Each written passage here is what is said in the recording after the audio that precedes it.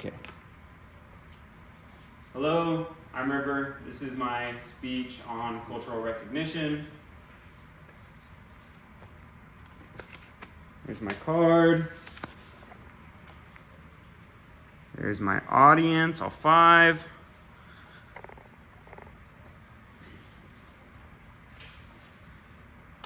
Okay, how many of you drive a car? I'm willing to bet it's most of you. I too drive a car every single day, to work, to the store, everyday things that we all do.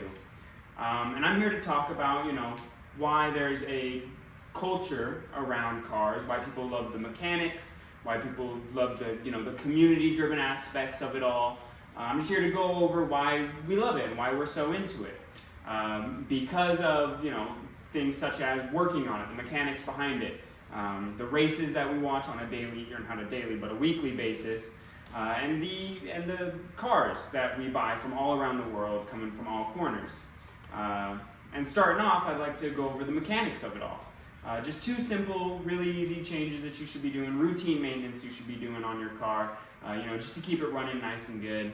The first one being an oil change, pretty standard.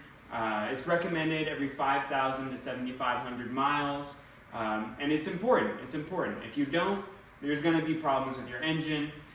First off, being one of the main leads to rod knock. It's when your engine starts ticking and blows up after a while. It could lead to overheating. That old oil doesn't take in heat as good as newer oil, so it starts to heat up your engine. Also, it could lead to sludge. That oil gets old enough to the point where it just sludges up. It becomes goo inside of your engine bay, and that'll cause your pistons to stop moving, engine to stop working. Nobody really wants that. The other routine maintenance that you should be doing are your brakes. More specifically, your brake pads. Your rotors are a little more complicated, but your brake pads are relatively easy. Recommended every 50,000 miles to change them out. Usually just once a year, halfway into the year, change out your brake pads. But yeah, no, they're important because if you don't, your brakes stop working. Nobody would like it if your brakes stopped working. But all that leads me into my second point here, where we're maintaining, keeping these cars running, in some cases souping them up, to eventually try and get into the racing series that we love watching on a daily basis. The first one I want to really talk about being my personal favorite, rally racing, or WRC. It's all nature racing, doing flybys and whatnot in beautiful scenery, scenic locations. It's really cool, and the cars they race in it are everyday hatchbacks that you see on the road, such as the driver Takamoto in the Honda Yaris GR, or Adrian Formout in his Hyundai i20N. So I just think that's really cool. And there's also NASCAR, coming in. That's where a lot of the American viewers are watching their races, and it's generally seen as the easier sport, even when it's not. Taking a left turn at 200 miles an hour is not easy. And a lot of people also hear stock car racing. Those cars aren't stock, obviously. That name comes from the sport's history, way back when they were racing cars that you could commercially buy. But all that, we watch these races every week, and those are what causes our infatuation with the cars that we buy. There's 3 main categories of cars that everybody buys. The first one that I'd like to go over is European cars.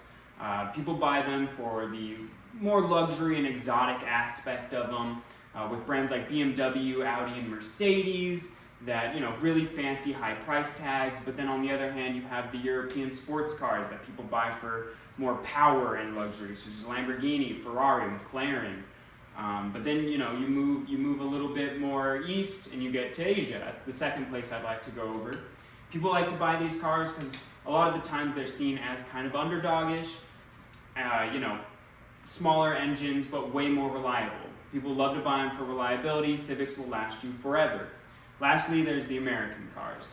More guttural sounds, really fast, with muscle cars such as Mustang or Camaro, or they go for the more sportsy look of buying a Corvette or a Dodge Viper. But from all corners of the world, people are going to buy and love these cars no matter what. And today I was just hoping to share some of those reasons on why we love these vehicles and whatnot.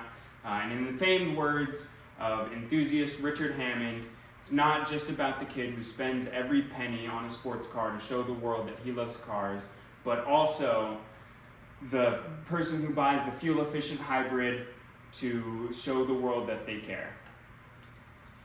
Here's my speech card one more time. There's my crowd one more time.